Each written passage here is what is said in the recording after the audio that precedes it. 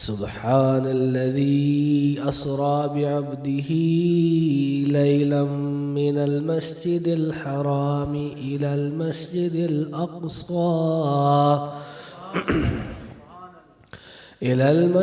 الأقصى الذي باركنا حوله لنريه من آياتنا إنه هو السميع البصير۔ آج سے کم و بیش 2-3 مہینے پہلے پچھلی چراغ محسن کی محفل ہوئی تھی، اور آج ہم پھر اسی محفل کے اندر واپس سے ایک ساتھ اکٹھے بیٹھے ہیں۔ آپ سب دوست جانتے ہیں کہ بابا جان سیدی شیخ محمد محسن منور یوسفی کی طبیعت مبارک کافی ناساز ہے۔ اب الحمدللہ بہت بہتر ہو گئے ہیں، اور اب یہ دیکھیے انہیں ہاسپٹل سے آئے ہوئے 2-3 دن ہوئے ہیں، اور ان 2-3 دن کے اندر بندہ نچیز ان سے بار بار ایک ہی بات سن رہا ہے، اور وہ یہ ہے، وہ فرماتے ہیں کہ میں صرف 2 ہی چیزیں چاہتا ہوں۔ ایک، میں یہ چاہتا ہوں کہ میں نے جو قرآن پاک کی تفسیر شروع کی ہے اس کو میں مکمل کروں انشاءاللہ۔ دوسرا، میں یہ چاہتا ہوں کہ میں نے جو مسجد جو میں بنا رہا ہوں وہ میں مکمل کر لوں۔ آپ دیکھیے کہ برین سرجری ہوئی بھی ہے، انہوں نے دماغ کو باقاعدہ کھولا ہے، سرجری کی ہے۔ اس حالت میں بھی اگر وہ سوچ رہے ہیں تو وہ اللہ اور اس کے رسول کا سوچ رہے ہیں۔ اس حال میں بھی اگر ان کی توجہ ہے تو اللہ اور اس کی رسول کی رضا پر ہے۔ مجھے آئے ہوئے 2-3 دن 4 دن ہو گئے ہیں، ان کو بھی ہاسپٹل سے آئے ہوئے کم و بیش 3-4 دن ہو گئے ہیں۔ بندہ نے چیز یہ دیکھ رہا ہے کہ ہم لوگ ان کو زبردستی ان کو عرض کر رہے ہیں کہ آپ صرف آرام فرمائیے، مگر وہ تہجد کا وقت ہو، وہ فجر کا وقت ہو، وہ دوپہر کا وقت ہو، وہ شام کا وقت ہو، وہ تفسیر قرآن پر بیٹھ کے کام کر رہے ہیں۔ اور بندہ نچیز نے جب ان کو دیکھا کہ وہ کانسٹنٹلی تفسیر قرآن پر کام کر رہے ہیں، دماغ پر زور آتا ہے اس پہ۔ اور ہمیں جب ڈاکٹرز نے بھی بہت زیادہ کہا تو ہم نے یہی ڈاکٹرز کی تو بات سنی، مگر ہمیں یہ پتہ ہے کہ ان کی جو ان کو سکون ہے وہ تفسیر کرنے میں ہی آئے گا، تو ہم ان کو روک سکتے ہی نہیں ہیں۔ تو میں نے جب ان کو دیکھا 1-2 دن سے، جو بندہ نچیز ان کو دیکھ رہا ہے، مجھے یہ بات سمجھ آئی کہ وہ اس حالت میں بھی، آپ دیکھیے بے شک ظاہری طور پہ ہوش مبارک میں آ گئے ہیں، مگر جو جسم کا لیفٹ حصہ ہے وہ صحیح طرح سے نہیں چل رہا۔ ٹانگ مبارک، ہاتھ، بازو، وہ تو نہیں چل رہا۔ تو اب اس میں الحمدللہ بہت بہتری ہے، اب وہ موومنٹ کر رہے ہیں، مگر ڈاکٹرز جو ہیں ان کو امید ہے کہ چند ہفتوں میں شاید وہ تھوڑا سا چلیں بھی۔ آج ڈاکٹر ان کو ٹی وی روم تک چلا کے لایا الحمدللہ۔ اور اس حالت میں کہ جسم کا آدھا حصہ جو ہے اس پر اتنا شدید پیرالسس کا اٹیک ہوا ہے، وہ ایک ہاتھ سے تفسیر پر کام کیے جا رہے ہیں۔ بندہ نے چیز جب یہ دیکھ رہا تھا تو بندہ نے چیز یہ سوچ رہا تھا کہ امام شرف الدین بوسیری رحمۃ اللہ علیہ، انہوں نے قصیدہ بردہ شریف لکھا، انہوں نے قصیدہ بردہ شریف فالج کی حالت میں لکھا۔ فالج ہوا تھا تب بھی اگر دل کسی طرف تھا تو وہ اپنے محبوب کی طرف ہی تھا۔ ہتھ کارول تے دل یارول، تب بھی میں نے بندہ نے چیز سوچ رہا تھا کہ حضرت امام شرف الدین بوسیری رحمۃ اللہ علیہ فالج کی حالت میں انہوں نے قصیدہ بردہ لکھا۔ تو پھر آپ دوستوں کو واقعہ پتہ ہی ہے کہ پھر وہ سارا واقعہ ہوا، خواب میں دیکھا کہ حضور علیہ الصلوۃ والسلام تشریف لائے ہیں، انہوں نے آپ کے اوپر اپنا دست انور پھیرا ہے اور آپ کے اوپر ایک چادر رکھی ہے. تو جب آپ اٹھے تو آپ کا فالج بھی جا چکا تھا اور چادر مبارک بھی آپ کے اوپر موجود تھی. تو بندہ یہ چیز سوچتا رہا کہ بابا جان کی جو زندگی مبارک ہے وہ صرف اللہ اور اس کے رسول کے لیے ہی ہے. وہ فرماتے ہیں کہ بے بس ویدا تیری ویدگی تو ایویں کوڑیاں نشتنا لا نہیں، ستار بخشا جو چانن خیر میری، صد یار میرا دل لا نہیں. دوسرا پیر حسنات شاہ صاحب غالباً 12-13 سال قید میں رہے اور انہوں نے قید کے اندر رہ کر تفسیر قرآن پر کام کیا. تو بندہ یہ چیز یہ سوچتا رہا اور میں دیکھ رہا ہوں بندہ یہ چیز ہم لوگ دیکھتے ہیں کہ وہ صبح سے شام تک تفسیر کا ہی کام کر رہے ہیں. بلکہ آج میں آپ کو عرض کروں اس حالت میں بھی آج انہوں نے زبردستی جا کر تازہ وضو کیا، اپنے کمرے کے اندر انہوں نے کیمرے لگوائے ہیں اور اوراد فاتحہ شریف کے اوپر انہوں نے بیان ریکارڈ کروایا ہے. تو آپ دیکھیے یہ جو تڑپ ہے یہ صرف اللہ اور اس کے رسول کے واسطے ہے. کسی کو کیا پڑی ہے کہ اس حالت میں بھی وہ تازہ غسل زبردستی اندر کرنے جا رہے ہیں. ڈاکٹر نے تو زیادہ ہلنے سے بھی منع کیا اور پھر کیمرے لگوا کر پورا بیان بھی ریکارڈ کروا رہے ہیں اور آدھے فاتحہ شریف کا. یہ سننے میں بڑی معمولی سی بات شاید کچھ دوستوں کو لگتی ہو. ایک صاحب ہے ان کا آدھا جسم پر فالج کا اٹیک ہوا، ابھی ہاسپٹل سے آئے ہیں. ان کو اس چیز کی پرواہ نہیں ہے کہ آرام کرنا ہے، وہ باقاعدہ بحث ہے کہ نہیں میں نے بیان ریکارڈ کروانا ہے، میں نے تفسیر قرآن پہ کام کرنا ہے. کل رات کی بات ہے، غالباً 4:30-5 بجے کا وقت ہوگا. بندہ نے چیز کمرے میں گیا تو سب سوئے ہوئے ہیں گھر میں. میں نے دیکھا کہ وہ کرسی پہ بیٹھ کے تب بھی تفسیر کا ہی کام کر رہے ہیں. تو ہم خوش قسمت ہیں کہ ہمیں ان کی قربت حاصل ہوئی ہے جو ہر چیز پر اپنے محبوب کو ہی یاد کرتے ہیں.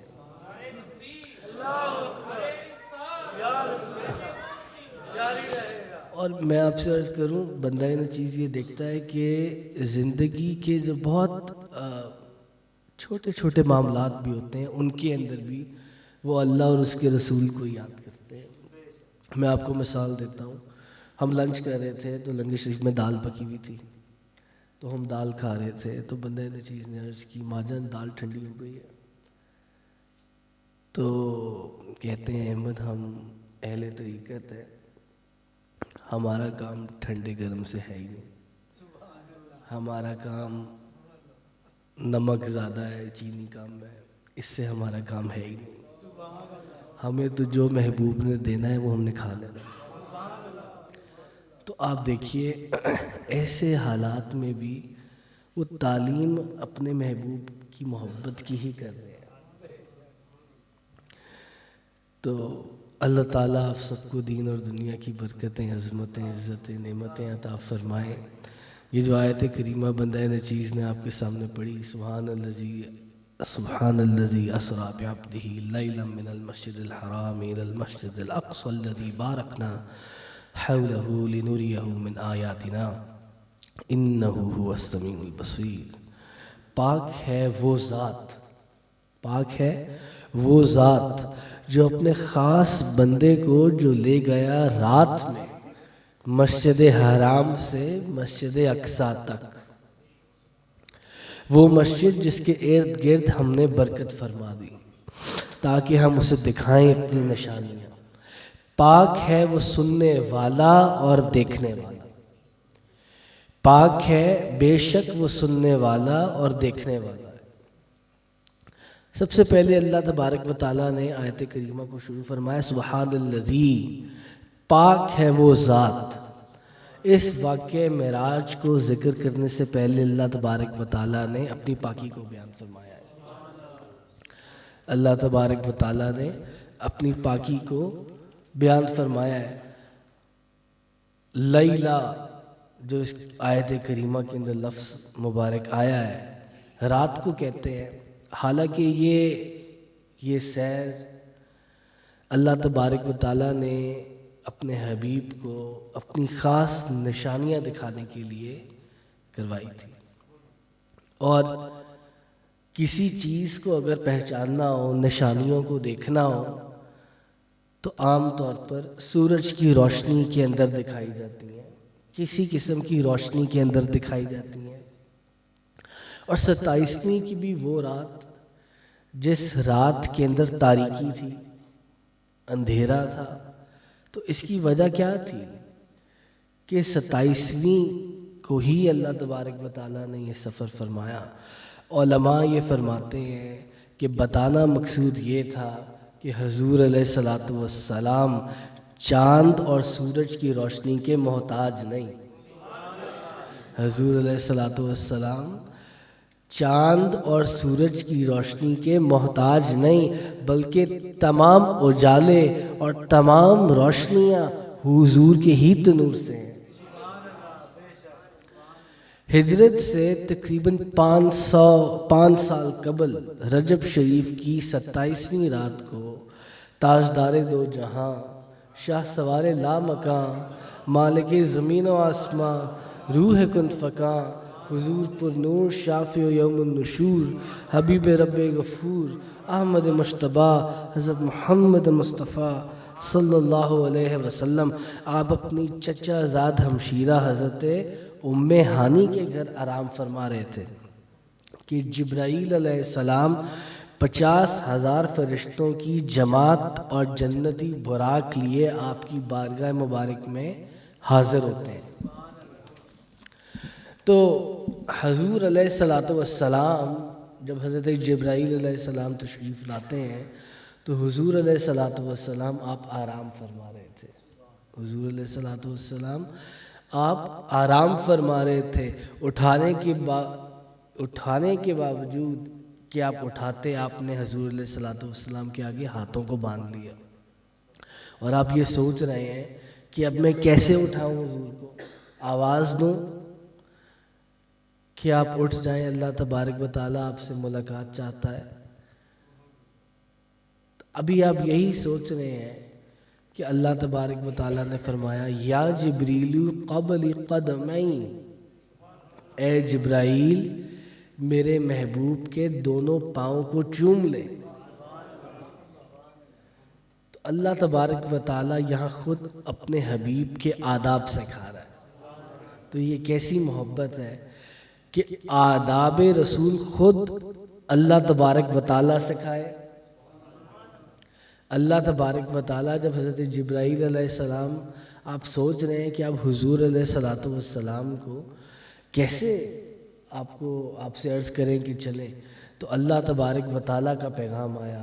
اللہ تبارک و تعالیٰ فرماتا ہے یا جبریل قبل قدمین، اے جبرائیل میرے محبوب کے دونوں پاؤں کو بوسہ دے۔ معلوم ہوا کہ حضور جب آرام فرما رہے ہو، اگر اٹھانا ہی ہو تو پاؤں کو بوسہ دو اور پھر انتظار کرو۔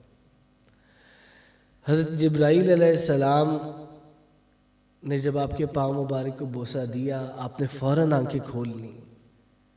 جیسے ہی آپ نے اپنے ہونٹ حضور علیہ السلام کے مبارک قدموں پر رکھے، آپ حضور علیہ السلام نے آنکھیں کھول لیں۔ پھر حضرت جبرائیل علیہ السلام نے فرمایا حضور علیہ السلام کو، آپ عرض کنا ہوئے ان اللہ اشتاق الی لقائک یا رسول اللہ، اللہ تعالیٰ آپ کی ملاقات کا مشتاق ہے۔ آپ دیکھیے یہ کیسی ہستی ہیں جن سے ملاقات اللہ تبارک و تعالیٰ کرنا چاہتا ہے۔ ان اللہ اشتاق الی لقائک یا رسول اللہ۔ جزاک اللہ، لنگر شریف بھی دوستوں کو دے۔ اللہ تعالیٰ آپ کی ملاقات کا مشتاق ہے. آپ اندازہ فرمائیں کہ جس کے پاؤں کو بوسہ دینے والا جبرائیل ہو، جس کے پاؤں کو بوسہ دینے والا جبرائیل ہو، جو تمام فرشتوں کا سردار ہے اور مشتاق ملاقات تمام کائنات کا خالق و مالک ہو، اس آقا دو جہان کی کیا شان ہے.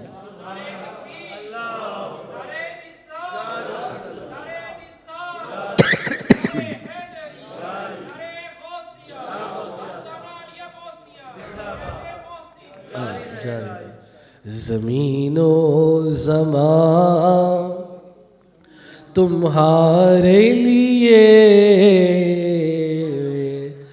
بنے دو جہاں تمہارے لیے. زمین و زمان تمہارے لیے بنے دو جہاں تمہارے لیے. ہم آئے یہاں تمہارے لیے، آقا اٹھے بھی وہاں تمہارے لیے. ہم آئے یہاں تمہارے لیے، اٹھیں بھی وہاں تمہارے لیے. حضرت جبرائیل علیہ السلام نے جب حضور علیہ السلام کے مبارک قدموں کو بوسہ دیا، حضور علیہ السلام بیدار ہوئے تو حضرت جبرائیل علیہ السلام نے سواری پیش کی. یہ براق کی جو سواری تھی حضور علیہ السلام کے لیے، حضرت جبرائیل علیہ السلام نے دیکھا کہ جب وہ جنت میں گئے براق کو لینے تو ایک براق ان میں سے زار و کتار رو رہا تھا. ایک براق ان میں سے زار و کتار رو رہا تھا. میرے پیر و مرشد سیدی شیخ محمد محسن منور یوسفی فرماتے ہیں، کوئی تن اور من کی بازی لگاتا ہے تو کوئی دھن کی، کوئی ہنس کے یار مناتا ہے تو کوئی رو کے. وہ مالک پر ہے، وہ اس کا رونا قبول کر لے یا اس کا ہنسنا. تو کہتے ہیں کہ معراج کی رات حضرت جبرائیل علیہ السلام جنت میں حضور علیہ السلام کی سواری کے لیے جب براق لینے پہنچے تو انہیں بہشت کے مرغزاروں میں 40,000 براق چرتے دکھائی دیے. ان میں سے ایک براق غمگین حالت میں سر جھکائے آنسو بہا رہا تھا. حضرت جبرائیل علیہ السلام نے اس سے رونے کا سبب پوچھا تو اس نے کہا کہ جب سے حضور علیہ السلام کا اسم گرامی نام محمد مبارک میں نے سنا، اس روز سے آپ کی محبت اور عشق کے اندر میں تڑپ رہا ہوں. اس وقت سے آپ کی محبت اور عشق کی آگ میں مبتلا ہوں اور کچھ کھانے کو جی بھی نہیں چاہتا. حضرت جبرائیل علیہ السلام نے جب اس کی یہ بات سنی تو اللہ تبارک و تعالیٰ کے حکم سے حضور علیہ السلام کے لیے اسی براق کا انتخاب فرمایا. اصل میں براق نے یہ سمجھا دیا کہ میری منزل بھی وہی ہے جس کے باقی براق طالب ہیں. منزل ایک ہی ہے مگر راستے دو، کوئی ہنس کے منائے گا تو کوئی رو کے منائے گا. بابا جان سیدی شیخ محمد محسن منور یوسفی فرماتے ہیں کہ جب سلطان محمود غزنوی رحمۃ اللہ علیہ بہت بڑے بادشاہ تھے اپنے وقت کے، جب آپ مدینہ شریف میں حاضر ہوئے تو شاہی لباس کو آپ نے اتار دیا، فقیرانہ لباس پہن لیا. فقیرانہ لباس پہن کر کندھے پر پانی کی مشک اٹھا لی اور مخلوق خدا کو پانی پلانے لگے. مخلوق خدا کو پانی پلانا شروع ہو گئے. وقت کا بادشاہ سلطان محمود غزنوی جن کی فتوحات بھی بہت مشہور ہیں، جب وہ حضور علیہ السلام کی بارگاہ میں حاضر ہوئے تو اب غلام بن کے حاضر ہوئے. اب خادم بن کر حاضر ہوئے، جو شاہی لباس تھا اس کو اتار کے سائڈ پہ رکھ دیا، فقیرانہ لباس پہن کر پانی کی مشک اپنے اوپر اٹھا لی اور لوگوں کو مدینہ شریف کے پانی پلانا شروع کر دیا۔ ایک بندے نے آپ کو پہچان لیا کہ یار یہ تو سلطان محمود غزنوی ہے، وقت کا بادشاہ، یہاں یہ اس فقیرانہ لباس کے اندر اور لوگوں کو پانی پلا رہا ہے یہاں پہ۔ تو اس نے حضرت سلطان محمود غزنوی رحمۃ اللہ علیہ سے اس نے عرض کی، اس نے کہا آپ تو وقت کے بادشاہ ہیں اور آپ یہاں فقیرانہ لباس میں لوگوں کو پانی پلا رہے ہیں۔ تو انہوں نے فرمایا کہ یہاں پر میں بادشاہ نہیں، یہاں پر میں گدھا بن کر آیا ہوں، یہاں پر میں گدھا بن کر آیا ہوں، یہاں تو میں غلام خادم بن کر آیا ہوں۔ جواب بڑا ہی پیارا تھا، اس بندے کو جواب پسند بھی آیا۔ تھوڑی دیر بعد اس نے دیکھا کہ مصر کا شہنشاہ شاہی تاج، شاہی لباس اور بڑی آن بان شان سے مدینہ شریف میں داخل ہو رہا ہے۔ اب جب اس نے یہ دیکھا کہ ایک طرف غزنی کا بادشاہ سلطان محمود غزنوی جب وہ تشریف لائے مدینہ شریف میں، فقیرانہ لباس پہن لیا اور مشک اٹھا کر لوگوں کو پانی پلانا شروع ہو گئے، اور فرمایا کہ میں یہاں تو گدھا بن کر آیا ہوں۔ جو مصر کا بادشاہ بعد میں آیا وہ کہتا ہے کہ یار یہ تو بہت ہی شاہی لباس، شاہی آن بان شان کے ساتھ حضور علیہ الصلوۃ والسلام کی بارگاہ میں حاضر ہوا۔ تو اس نے ان کو پہچان لیا، اس نے ان سے عرض کی کہ آپ مصر کے بادشاہ ہیں، اور آپ مصر کے بادشاہ ہونے کے باوجود آپ یہاں پر شاہی لباس کے اندر تشریف لے آئے ہیں، شان و شوکت کے ساتھ تشریف لے آئے ہیں، یہاں تو لوگ گدھا، غلام اور فقیر بن کر آتے ہیں۔ تو اب جواب مصر کے بادشاہ کا بھی بڑا ہی پیارا تھا۔ مصر کے بادشاہ نے کہا کہ میں یہاں یہ شاہی لباس اس لیے پہن کے آیا ہوں کہ دینے والے اپنے غلام کو دیکھ لیں کہ یہ اگر غلام کی شان یہ ہوگی تو مالک کی شان کیا ہوگی، غلام کی اگر شان یہ ہوگی تو مالک کی شان کیا ہوگی۔ تو دونوں ہی ادائیں اس بندے کو پسند آئیں اور دونوں ہی ادائیں قبولیت کی مانند تھیں کہ ایک طرف وقت کا بادشاہ سلطان محمود غزنوی سلطان ہونے کے باوجود اپنا تاج اتار دیا، شاہی لباس اتار دیا، شان و شوکت کو دور کر دیا، فقیرانہ لباس میں حاضر ہوئے یہ عرض کرنے کے لیے کہ یہاں ہم گدھا بن کر حاضر ہوتے ہیں۔ دوسری طرف مصر کا بادشاہ جب آیا تو انتہائی شان و شوکت کے ساتھ آیا، سر پر تاج رکھ کر آیا، یہ عرض کرنے کے لیے کہ جب غلام کی شان یہ ہوگی تو مالک کی شان کیا ہوگی، تو مالک کی شان کیا ہوگی۔ تو حضور علیہ الصلوۃ والسلام کی بہت ہی شان مبارک ہے۔ ریاض الاظہار کے صفحہ نمبر 209 کے اوپر ہے کہ حضور علیہ الصلوۃ والسلام براق پر سوار ہونے سے پہلے ذرا آپ نے توقف فرمایا، آپ سوچ میں چلے گئے، آپ کچھ سوچنے لگ گئے۔ تو حضرت جبرائیل علیہ السلام نے عرض کی آقا اس توقف کا کیا سبب ہے، آپ کیا سوچتے ہیں، اب تو سفر کا وقت ہے، تو آپ توقف فرما رہے ہیں، آپ سوچ رہے ہیں، تو اس کا کیا سبب ہے؟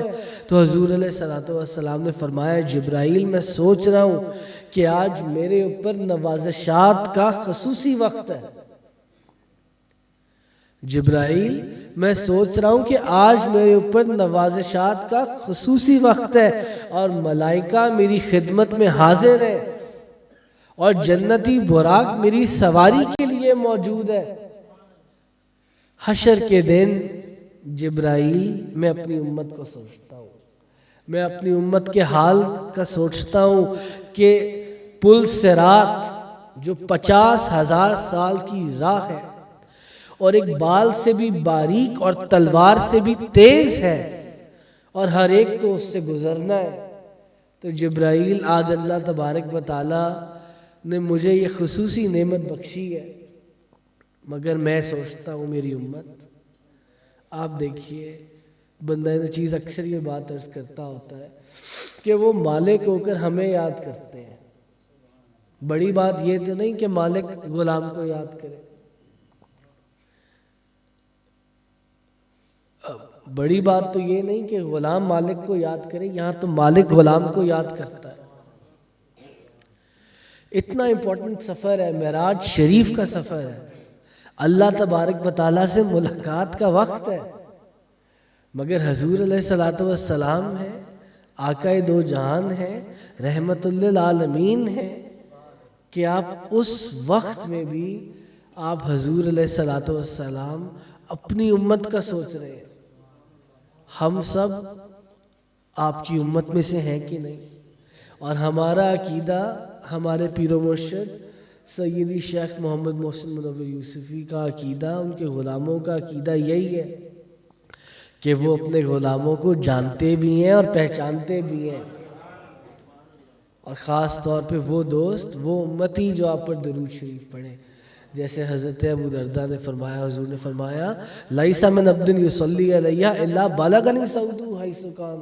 کوئی بندہ کہیں مجھ پر درود پڑھے، اس کی آواز میں خود سنتا ہوں.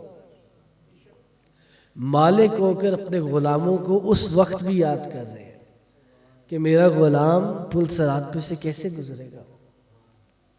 سوچ رہے ہیں اپنے غلاموں کے بارے میں. مگر بندہ حقیر اکثر عرض کرتا ہے کہ آپ خود سوچیں، اپنے اندر جھانکیں. جب وہ مالک ہو کر ہمیں یاد کرتے ہیں، ہم غلام ہو کر کتنا یاد کرتے ہیں. ہم غلام ہو کر کتنا یاد کرتے ہیں. کام غلام کا ہے کہ مالک کو راضی کرے. کام تو غلام کا ہے کہ مالک کو راضی کرے. کام تو غلام کا ہے کہ مالک سے محبت کرے. وہ مالک ہو کر اپنے غلام کو یاد کرتا ہے، اپنے گدھا کو یاد کرتا ہے، اپنے نوکر کو یاد کرتے ہیں. تو حضور علیہ الصلوۃ والسلام کی شان مبارک وراء الورا ہے. حضور علیہ الصلوۃ والسلام کی، حضور علیہ الصلوۃ والسلام نے حضرت جبرائیل سے عرض کی، جبرائیل میں براق پر سوار ہونے جا رہا ہوں، معراج کا سفر کرنے جا رہا ہوں، مگر میں توقف اس لیے کر رہا ہوں، میں اس لیے سوچ رہا ہوں، میں یہ سوچتا ہوں کہ حشر کے دن میری امت کو پل صراط پہ سے گزرنا پڑے گا. جبرائیل میری امت اپنی امت کے حال کو سوچ رہے ہیں. وہاں پر بھی اس سفر سے پہلے خدا ملاقات کا انتظار فرما رہا ہے. خدا ملاقات کے لیے انتظار کر رہا ہے، اور آپ اس سفر کے لیے روانہ ہونے والے ہیں. مگر کس کو یاد کرتے ہیں؟ اپنے غلاموں کو. وہ کتنے امپورٹنٹ گھڑیاں تھیں جس میں وہ یاد کر رہے تھے. مگر ہم جب اپنے آپ کو دیکھتے ہیں تو حقیقت یہی ہے کہ ہم مشکل حالات میں ہوں، کوئی پریشانی ہو تو تبھی یاد کرتے ہیں. ہمیں یہ سمجھ آ گئی بھی ہے کہ شاید نماز پڑھ لینا ہی سب ہے، مگر ہم یہ بات بھول گئے ہیں کہ جو دل ہے وہ حبیب کی طرف ہر وقت لگا ہونا چاہیے. تو حضرت جبرائیل علیہ السلام کو جب حضور علیہ الصلوۃ والسلام نے عرض کی تو اللہ تبارک و تعالیٰ کا پیغام آیا. اللہ تبارک و تعالیٰ نے فرمایا وَإِن مِّنكُمْ إِلَّا وَارِدُهَا كَانَ عَلَىٰ رَبِّكَ حَتْمًا مَّقْضِيًّا. میری امت، جب حضور علیہ الصلوۃ والسلام سے عرض کی میری امت کیسے پل صراط کا سفر طے کرے گی، تو اللہ تبارک و تعالیٰ کی طرف سے بشارت آئی، اے محبوب آپ کی امت ہرگز فکر نہ کریں، آپ اپنی امت کی ہرگز فکر نہ کریں، ہم آپ صلی اللہ علیہ وسلم کی امت کو پل صراط سے یوں گزار دیں گے کہ انہیں معلوم بھی نہ ہوگا. تو حضور علیہ الصلوۃ والسلام نے پھر براق پر آپ تشریف فرما ہوئے اور آپ نے سفر کو شروع فرمایا. اب بات یہ ہے کہ یہاں پر ایک نکتہ ہے جو علماء فرماتے ہیں، آپ لوگ یہ ساتھ ساتھ پیجئے. بسم اللہ الرحمن الرحیم.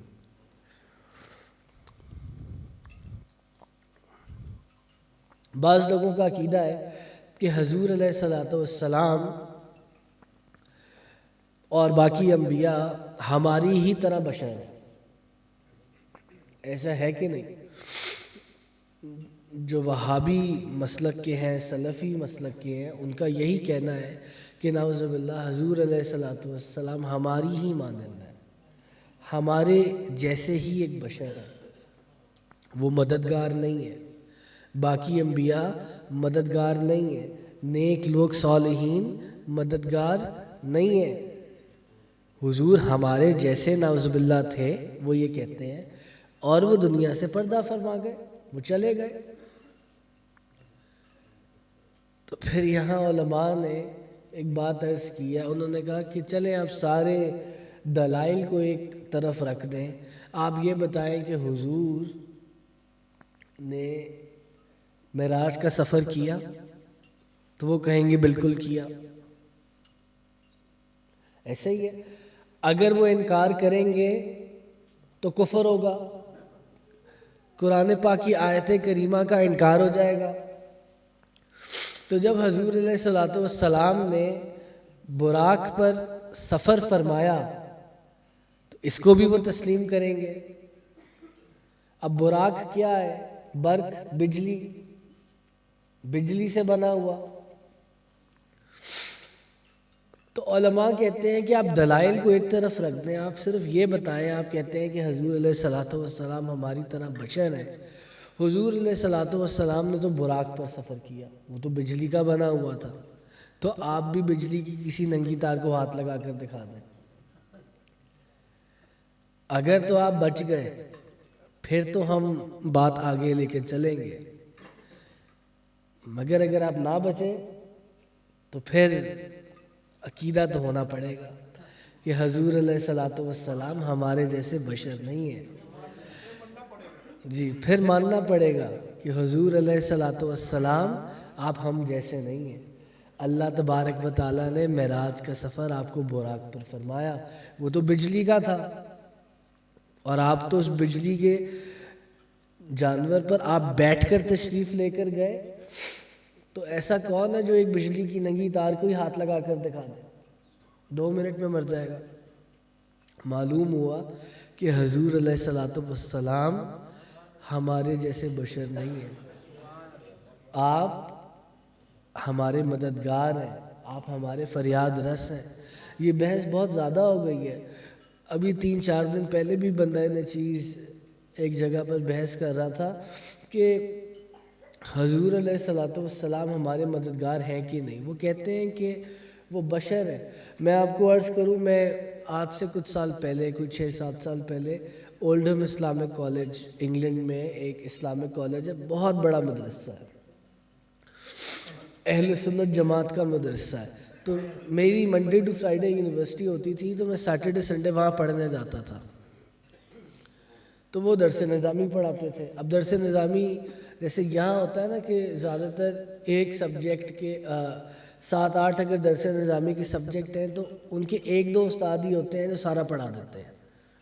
تو وہاں ایسے نہیں ہے، وہاں ہر سبجیکٹ کا ایک اسپیشلسٹ ہے. وہاں نحو کا ایک الگ اسپیشلسٹ ہے، وہاں صرف کا الگ اسپیشلسٹ ہے، تفسیر کا الگ ہے جس نے اس میں ڈسرٹیشن کی ہوئی ہے یا اس کو اسپیشلزم کی ہوئی ہے، سیرت کا الگ ہے، حدیث کا الگ ہے. اہل سنت جماعت کا ادارہ تھا، تو وہاں پر ایک استاد آئے ہوئے تھے موراکو سے. تو موراکو انگلینڈ کے سب سے قریب پڑتا ہے جو کہ اسلامی جمہوریہ ہے. تو وہاں پر ایک استاد آئے ہوئے تھے موراکو سے، وہ پڑھاتے تھے نحو اور صرف. تو ایک دن بندہ اب یہ اہل سنت جماعت کا ادارہ ہے، اہل سنت جماعت کا ادارہ، بہت بڑا اہل سنت جماعت کا ادارہ. تو اس کے اندر نحو اور صرف پڑھا رہے تھے ایک استاد گرامی. تو میں بھی پیچھے بیٹھ کے سن رہا تھا. تو اب اہل سنت جماعت کے ادارہ ہونے کے باوجود اچانک کرتے ہیں ایسے، کہتے ہیں حضور علیہ الصلوۃ والسلام مٹی میں مٹی ہو گئے، انگلش میں. تو وہ ہم جیسے ہی تھے، ہم جیسے ہی بشر تھے، اور وہ مٹی میں مٹی ہو گئے، نعوذ باللہ۔ تو اب جب بندہ نے چیز نے یہ دیکھا، میں بالکل لال ہو گیا، میں حیران ہو گیا کہ یار اہل سنت جماعت کا اتنا بڑا ادارہ، اس کے اندر یہ عقیدہ پڑھایا جا رہا ہے۔ تو میں نے یہ کہا کہ یار یہ میرے ضرور کان بجے ہیں، میں سننے میں نے غلطی کی ہے، ایسا ہو ہی نہیں سکتا۔ میں نے کہا میں اب پھر سنوں گا ان کو ایک دفعہ۔ تو میں نے ان کی کلاس میں جانا زیادہ کر دیا، میں ان کی کلاس میں بہت ریگولر نہیں تھا، تو میں نے ان کی کلاس میں جانا زیادہ کر دیا۔ تو میں پیچھے بیٹھا ہوا تھا، تو میں سن رہا تھا۔ تو ایک دن پھر وہ جو استاد ہیں وہ غالباً ایجپٹ الازہر سے پڑھ کے آئے ہوئے تھے، تو یوں انہوں نے ایسے نعوذ باللہ ایسے ہاتھوں کو کیا اور کہتے ہیں کہ وہ ہماری طرح بشر ہے اور وہ مٹی میں نعوذ باللہ مٹی میں ہو گئے، اور وہ ہمارے کوئی مددگار نہیں ہے۔ اب میں کنفرم ہو گیا کہ یہ بندہ اہل سنت جماعت کا نہیں ہے، یہ وہابی دیوبندی ہے، اور یہ عقیدہ اہل سنت جماعت کا نہیں ہے۔ اب میں نے ایک لیٹر لکھا، اور بندہ نے چیز نے وہ لیٹر جا کر جو اولڈم اسلامک کالج کے پرنسپل ہیں، بندہ نے چیز نے ان کو دیا۔ میں نے ان کو کہا کہ دیکھیے یہ میرا آج آخری دن ہے، اور ادھر میں آئندہ نہیں آؤں گا، اور وہاں پر بہت فیسیں ہیں درس نظامی کے کورس کی، یہاں تو اتنی فیسیں نہیں ہیں، وہاں پر تو لوگ لاکھوں روپے دیتے ہیں ایک مہینے کے درس نظامی کے کورس کے لیے۔ تو میں نے کہا میرا یہ آج آخری دن ہے، تو میں آئندہ نہیں آؤں گا ادھر۔ میں مینچسٹر سے بندہ نے چیز، بابا جان کا حکم تھا، تو مینچسٹر سے بندہ نے چیز اولڈم جایا کرتا تھا ٹرام لے کے۔ اب آپ دیکھیں وہاں جانے کے لیے پہلے کوئی 15-20 منٹ کی پیدل واک، وہاں سے ٹرین پکڑنی، ٹرین الگ کوئی 15-20 منٹ کی ٹرین ہوتی تھی، وہاں سے ٹرام پکڑنی، پھر 1 گھنٹے کی ٹرام ہوتی تھی۔ تو صبح صبح نکلتے تھے وہاں پہنچنے کے لیے۔ اولڈم ایک دوسرا شہر ہے مانچسٹر کے پاس۔ تو میں نے کہا کہ یہ میرا لیٹر ہے، اور اس میں نے وجوہات لکھی ہیں کہ میں کیوں آئندہ آپ کے ادارے میں نہیں پڑھوں گا، اور میں جا رہا ہوں۔ اور میں آپ کو یہ بتانا چاہتا ہوں کہ اتنا بڑا UK کا اہل سنت جماعت کا ادارہ ہے،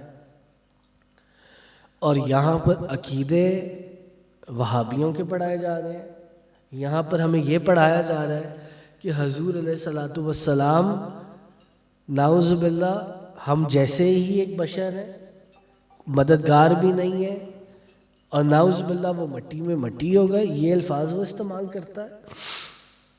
اور یہ الفاظ وہ وہاں بچوں کو پڑھا رہا ہے جو اہل سنت کے گھرانوں کے ہیں، اور ان بچوں کو پتہ ہی نہیں ہے حافظ صاحب کہ یہ عقیدہ اہل سنت کا ہے کہ دیوبندیوں کا ہے یا وہابیوں کا ہے، اور وہ مانی جا رہے ہیں اس کو۔ میں نے کہا میں اس سے بحث کروں گا تو کیا کوئی فائدہ ہی نہیں ہے بحث کا۔ تو میں نے جا کے اس کے پرنسپل کو کہا، وہ پرنسپل آئے ہوئے تھے بنگلہ دیش سے، وہ بنگالی تھے، بہت لائق آدمی تھے۔ تو جب انہوں نے میری یہ بات سنی تو میرا یہ خیال ہے کوئی 12-1 بجے کا وقت تھا دوپہر کے، تو پھر وہ اور بندہ نچیز ہم زاروں کے تار ہونا شروع ہو گئے، اور میرا خیال ہے کہ ہم 6 گھنٹے پھر وہ جو پرنسپل ہیں وہ روتے رہے۔ انہوں نے کہا کہ مسئلہ یہ ہے کہ ہم کیسے نحو اور صرف اہل سنت جماعت کے استاد سے پڑھوائیں، ہمارے پاس کوئی اہل سنت جماعت کا استاد ہی نہیں ہے، UK میں ہے ہی نہیں اہل سنت جماعت کا استاد جو نحو اور صرف پڑھا سکے انگریزی کے اندر۔ کتنا بڑا گیپ ہے، اور اس گیپ کا وہ لوگ کتنا فائدہ اٹھاتے ہیں۔ تو ہمیں بہت ضرورت ہے کہ ہم اپنے بچوں کو تعلیم دیں اہل سنت جماعت کے اداروں کے اندر، کہ وہ آگے جا کے علماء اور مشائخ بنیں اور دنیاوی تعلیم بھی حاصل کریں، تاکہ وہ اس محفل میں بیٹھ کر انہی کی زبان میں ان کو منوات ہو سکے۔ تو خیر اب پتہ نہیں یہ کیا ہے، ایک اللہ تبارک و تعالیٰ کی طرف سے اس ادارے پر کوئی معاملہ تھا اتنا بڑا ادارہ، میرا خیال ہے کہ کوئی 40-50 کروڑ روپے کا تو کم از کم ہوگا وہ. جب میں وہ چھوڑ کر آ گیا بندہ نچیز، کچھ سال 2 سال بعد میں نے پتہ کیا اس کا، وہاں ایک دو استاد تھے جن سے تھا ایک تعلق، پتہ یہ چلا کہ کوئی معاملہ ہوا ہے اور پورے کا پورا ادارہ ہی گورنمنٹ نے بند کر دیا. تو یہ جو چیزیں ہیں، جب آپ اولیاء اللہ کے اداروں میں بیٹھ کر، ایک سلسلے کا ادارہ تھا، آپ اس میں بیٹھ کر آپ تعلیم دیں وہابیوں کی، اور یہ تعلیم دیں کہ نعوذ باللہ حضور علیہ الصلوۃ والسلام ہم جیسے بشر ہیں، وہ مددگار نہیں ہیں، وہ فریاد رس نہیں ہیں، تو پھر اللہ تبارک و تعالیٰ اس چیز کو دیکھتا ہے. تو وہ علماء جو دینی اور بحث کرتے ہیں اس موضوع پر، وہ ساری بحث ایک طرف، علماء نے کہا کہ آپ یہی بتا دیں حضور علیہ الصلوۃ والسلام نے تو براق پر سفر کیا تھا جو کہ بجلی کا تھا، تو آپ کسی بجلی کی ننگی تار کو ہاتھ لگا کر دکھا دیں. تو آگے سے ان کے پاس اس دلیل کا بھی کوئی جواب نہیں ہے، کوئی دلائل عقلیہ ان کے پاس نہیں ہے. خیر، حضور علیہ الصلوۃ والسلام، آپ کی معراج شریف کا ذکر چل رہا تھا، تو حضور علیہ الصلوۃ والسلام چند ہی لمحوں میں آپ نے معراج شریف کے مبارک سفر کو آپ نے فرمایا. اس سفر کے اندر آپ کی انبیاء سے ملاقات بھی ہوئی اور آپ نے انبیاء کی امامت بھی فرمائی. گویا یہ بات اللہ تبارک و تعالیٰ نے فرمانی تھی کہ ان کا امامت کرنا اس چیز کی دلیل ہے کہ یہ خاتم النبیین ہے، اور یہی اول تھے اور یہی آخر ہے. بے شک یہ آخر پہ تشریف لائے، کیونکہ ایک بحث یہ بھی ہے کہ یہ آخر پہ تشریف لائے تو پھر ان سے پہلے والوں کا شاید مقام زیادہ ہو. تو اللہ تبارک و تعالیٰ نے آخر میں بھیج کر بھی یہ بتا دیا کہ انہی کا مقام سب سے زیادہ ہے.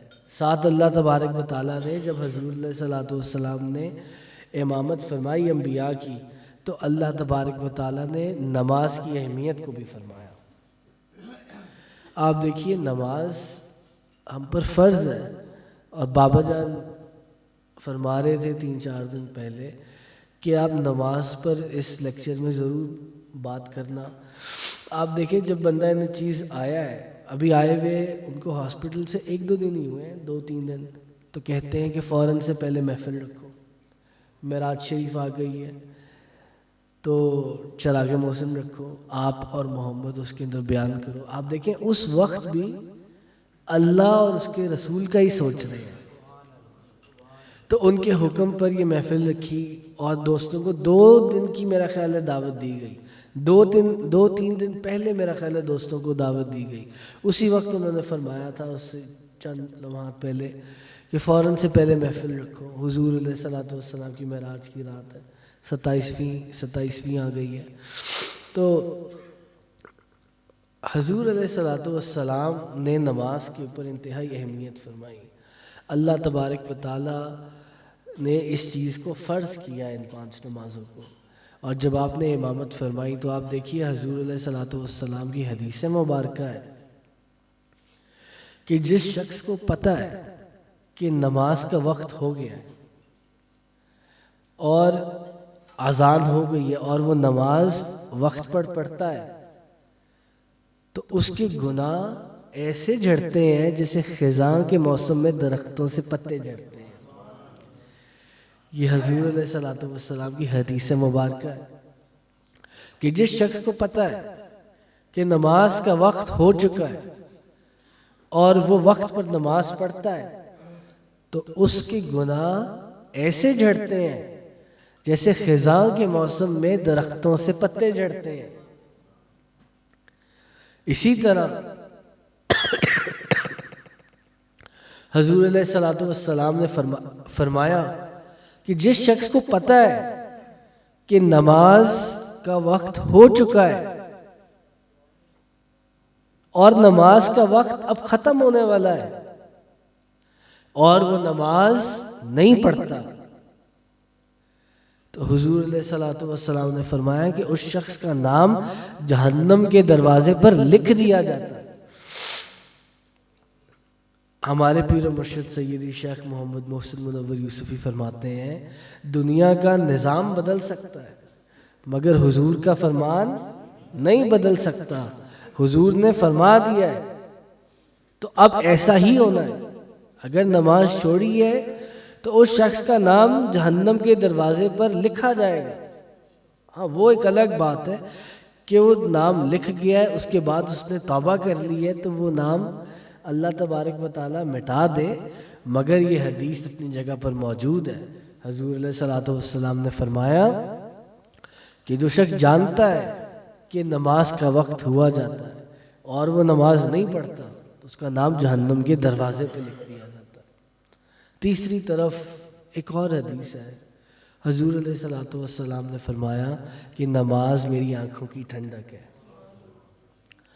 بندہ نے چیز اکثر عرض کرتا ہے اب یہاں پر 3 طرح کے لوگ ہیں، 3 ڈویژنز ہیں۔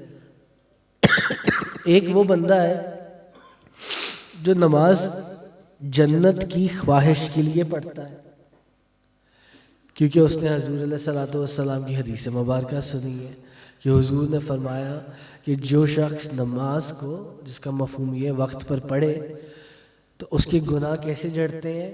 جیسے خزاں کے موسم میں درختوں سے پتے جھڑتے ہیں۔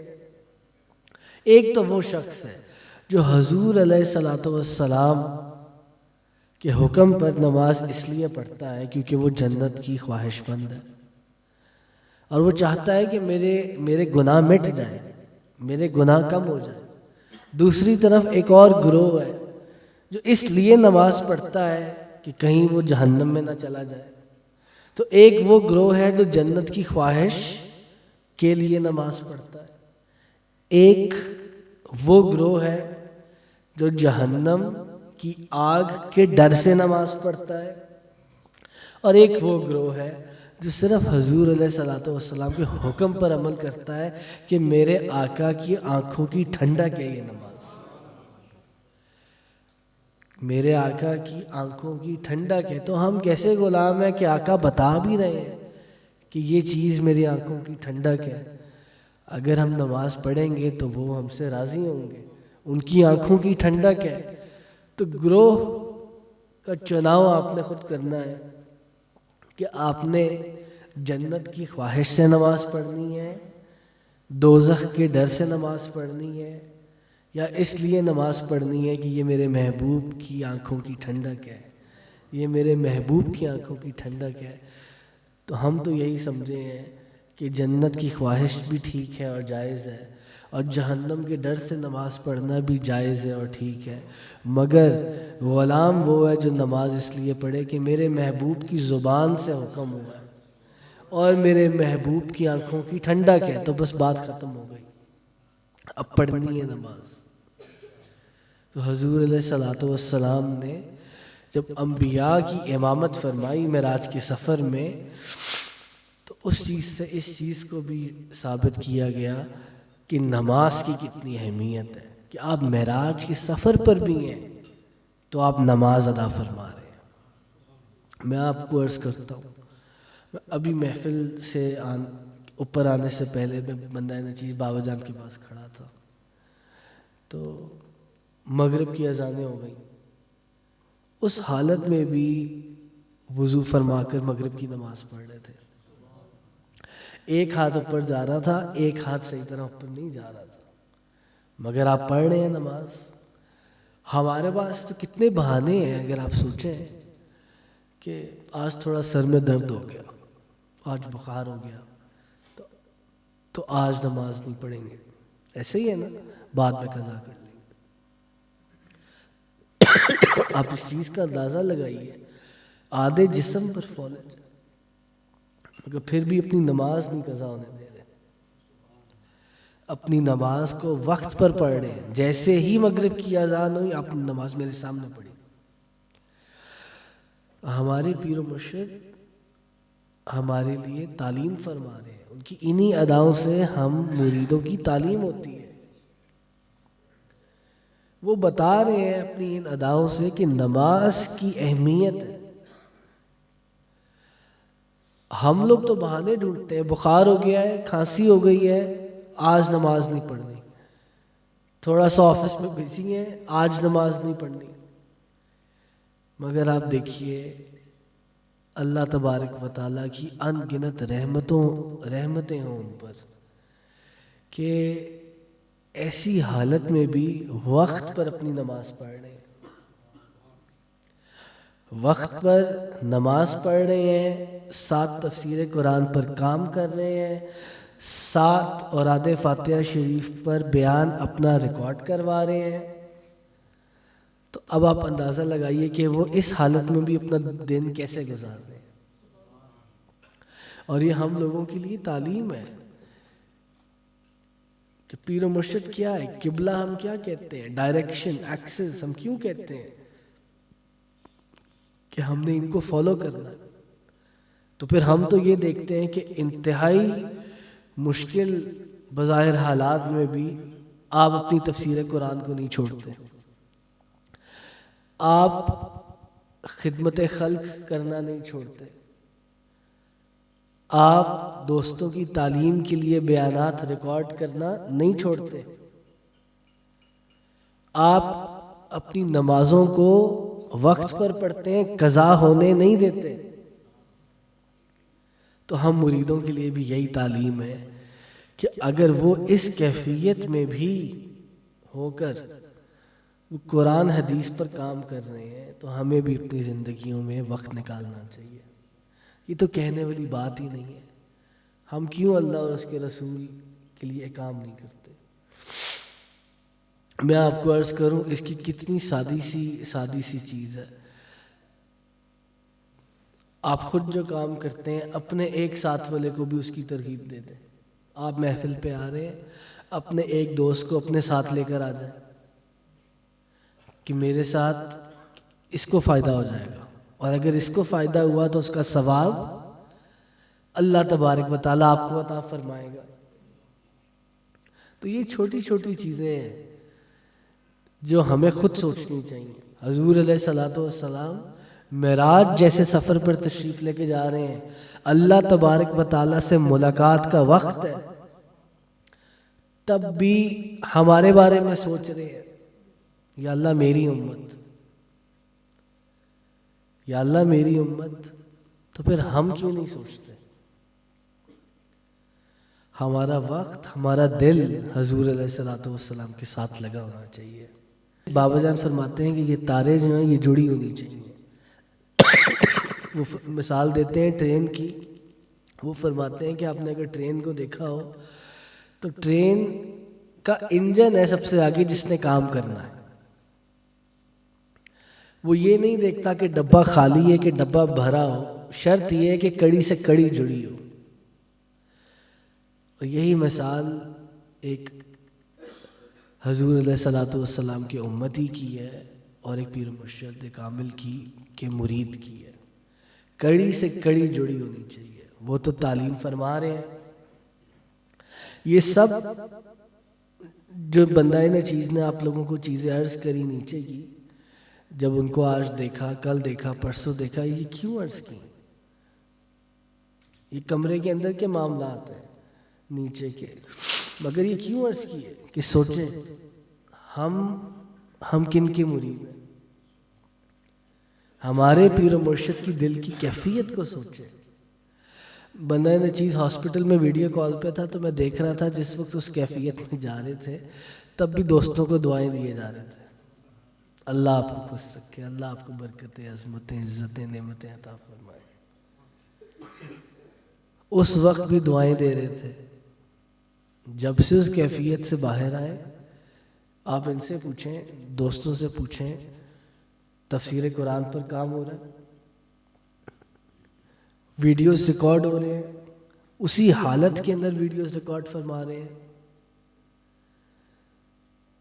تو یہ وہ چیزیں ہیں جو ہمیں سکھاتی ہیں کہ ان اللہ والوں کے راستوں پر کیسے چلنا ہے. باقی اللہ تبارک و تعالی ہمیں حق بیان کرنے، اس پر عمل کرنے کی توفیق عطا فرمائے. وآخر دعوانا الحمدللہ.